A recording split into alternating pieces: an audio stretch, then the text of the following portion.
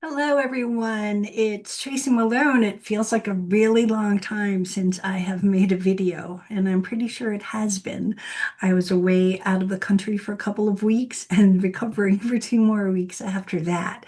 Today I want to make a video that I hear from a lot of my estranged parents. This same sort of, I wouldn't say complaint, but observation that their child starts to sound like the narcissist.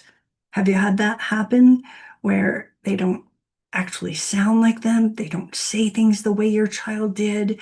And it creates this mixture of confusion and disbelief in the parents. But like when you sit there and say something like, my child doesn't sound like them anymore, they sound exactly like their spouse, right? At first, it's a tone change. It's this sort of, I wouldn't say angry, but it's not your child. Like they just are either puppeting it and sounding uncomfortable saying these things, or they're confident and they're going to push it out there because they know they're being watched, right? And then it morphs into the phrases and the viewpoints, and then eventually the accusations. And, eventually your child, um, you know, they disappear and they become the voice and the opinions of the narcissist who is driving your estrangement, right? Um, you might find yourself saying things like, she's repeating the lines. I know they don't come from her, or, he's using the same phrases that his wife uses all the time. And my child never believed these things until their partner arrived. Or it feels like my child is a puppet and the words are just not them. Their voice might sound like them, but this is not my child. I want to verify and validate for you that this is real and it's quite predictable. That's part of the coercive control is to change their voice, to change the way they think. Coercive control is to ebb away everything about your child that was who they were and then starts to become who they're not. And this is really the first step in the rewriting of the history, right? Like this is not accidental. It's not spontaneous. This is something that they have been groomed behind closed doors, and it's almost never just coming from your child. This is being coerced into rewriting and to purposefully to isolate your child from their support system, right? If they can start to sound like the narcissist, it's hard for your kid to remember the devoted, safe upbringing that they had because they're just listening to these lies and now they're puppeting it back, right? Um, when you think about the kind of things that the narcissist might be saying to your child, your adult child, is your parents always controlled you. They never understood you, not the way I do.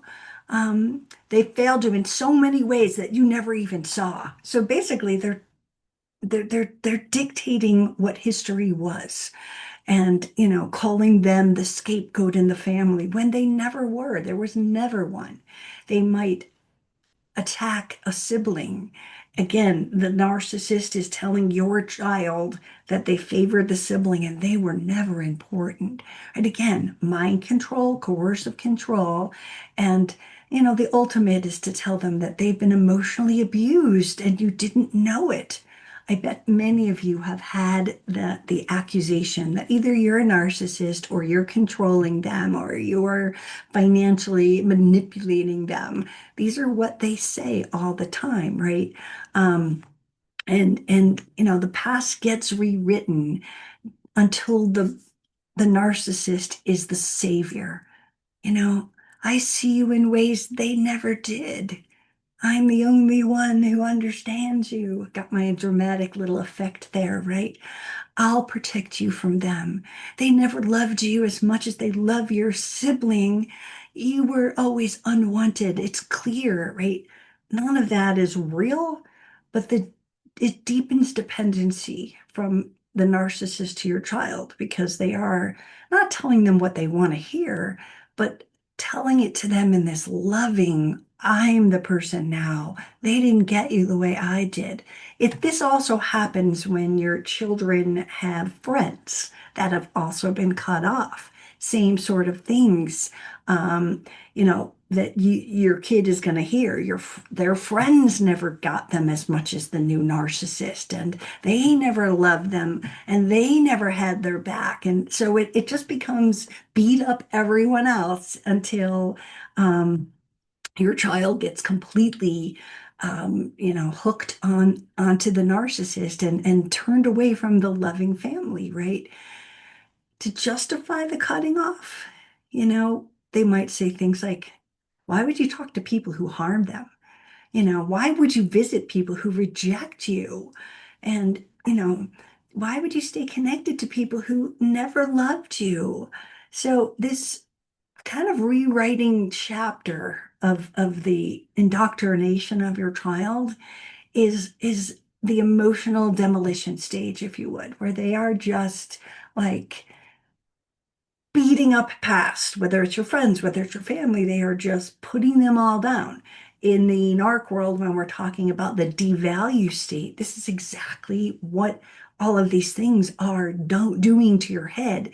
It's devaluing your relationship, imploding history, rewriting the past to make your child a victim of you so that they can be the protector.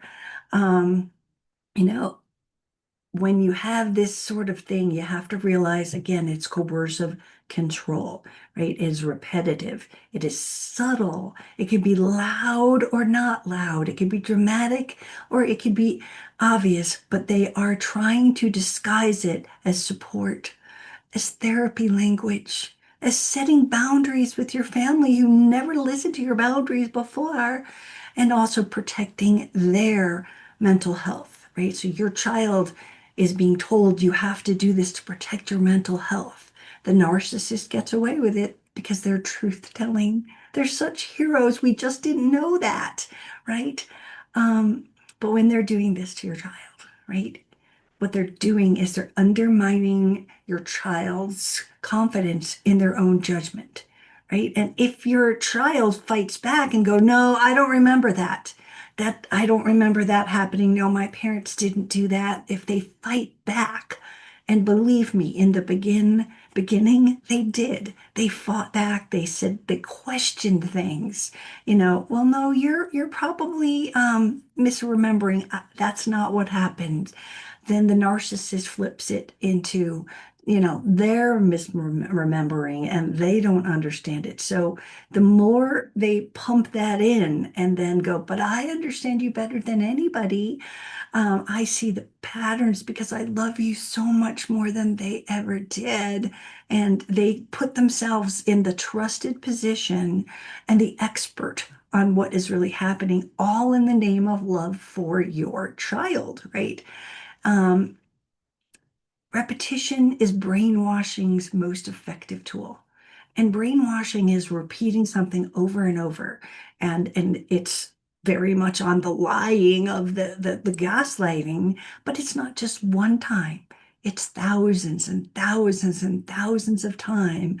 There'll be identical phrases, accusations, interpretations, blame, and distortion. Nothing will be sacred. They will not hold anything sacred and will attack everything so that those blame and the distortion, if you said something innocently, if your child said something innocently to the narcissist, they will take it and they will twist it until your child stops using their own words and their opinions vanish. You've seen this. I know you have. If you're here on my channel, you have seen your child disappear into the narcissist land without ever understanding like what is happening. We have to remember your child questions this, but then they just take on the thing. They become the rabid dog, right? And why they're doing it is because the coercive control and that repetition is replacing the way your child thinks. And it's not love, it's indoctrination, right? It a partner in this situation will punish or reward your child for punish them for independent thought, but reward them for compliance in moving to the dark side and saying that you're the evil one. So it's sort of, Pavlov's dog or the mouse in the trap, hit the button and another piece of cheese comes out. That's what is happening here is they get a happy life if they agree and start to puppet it. If they disagree, life in their house becomes a nightmare, right? And when you have grandchildren, ooh, the pain of this one, the partner becomes the gatekeeper to the grandchildren. They will turn all of this into leverage and they will, your kid is going to be trapped in a loyalty blind because they know what great parents you were. They know you want to see their children, but they have to listen to the narcissist because their life is going to be a living hell if they don't.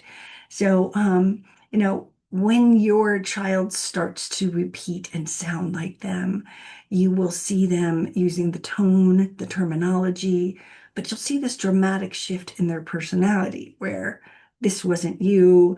You'll also see what is classic in narcissist, and this will freak you out because your kid's probably never been this, but this is black and white thinking. This is you are either good or evil as hell. Like you're not like the parents that made a mistake somewhere in the middle. You are demon spawn or acceptable, right? So the black and white thinking, you might hear things like you always or you never, right? That's where it's everything. There's nothing that's without any accusations. It's all or nothing. And so, you need to understand it's not that your child suddenly stopped loving you. It's not that they've forgotten your history. It's that control distorts into loyalty. And they have got to keep up with this because they don't know anything about a new relationship. And even if this is their second new relationship, they don't understand this leg of giving up your family. They don't understand it. So the control is loyalty because the narcissist is also becoming the victim. You have to understand. Protect me from your mean mother. Protect me from your father. This is what they do all the time, right? And so, they just have to adopt this narrative, right? I also want to encourage you to not think that you are failed as a parent, right? Your child is like this for many reasons. They had vulnerabilities, they had things that made them more vulnerable to be with a narcissist. And that could be that it's their first relationship and they wanted love. Could be that they wanted to start a family and here's this person, it's good enough, right? Your child is going to have things and reasons in here, but I want you to hold on to that your child is under coercive control. And your child can be unbrainwashed eventually, right? But you have to have a calm and steady, non-defensive hand in this because if you cross the line and say things like, that's you're not that, you're rewriting history, that didn't happen, this isn't your voice, that's not the truth, then it becomes survival for your kid because they're hearing on one side it's you, and on your side you're saying it's them, and they don't know who to be loyal to, and yet they sleep with that one. And so therefore they're going to have to put up or shut up in the gang up on you and the parents and the family, right? So I want you to understand that, your child is not gone simply because they sound like them now. This is a stage. And I have so many reconciliations that happen all the time, but you have to realize it takes a lot of work to untangle those wires under the desk. I compare it underneath my computer desk right now. There's probably 80 wires under there. That's what your child's brain is going to go through trying to understand um, what's happening here. They're caught in a web that they don't even know they're in. They think it's love. Unfortunately, you and I both know it's not love, it's control.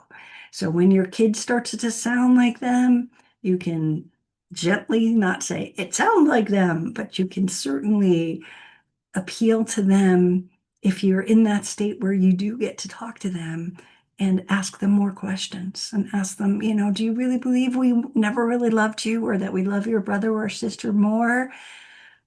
Reflecting on their life and their history is the best way to bring them back into reality because they're in this place that you don't even understand. To hear the reality is, tell me how I wasn't a good parent. If you can get them isolated from the narcissist, because the narcissist is going to have that long, naughty list of all the things you've done to ruin their life, right? And now they're the victim, and your child has to protect them. This is Tracy Malone. Thank you for listening. If you have not gotten my new books, this one is called Estranged by Lies: How Narcissistic Partners Use Power and Control to Destroy Your Family. Number two came out in September as well. In case you were trying to figure out how do I tell my child they're being abused, they don't see it, but you do. How to gently plant a seed naming abuse. That would help you. I know you might have already been estranged if you're watching this video and you're going, I wish I had that beforehand. When they come back, you'll have a tool that you'll know how to discuss it. If you are estranged, I coach people all over the world. I also have groups for estranged parents. And what else do I want to tell you? I guess just find my blog. I write 2 blogs a week, and there's probably 400 different blogs on estranged parents. Go to my blog, read something, learn something, empower yourself, and I will see you on the other side. This is Tracy Malone. Please subscribe to my channel if you haven't already and leave a comment. Thank you.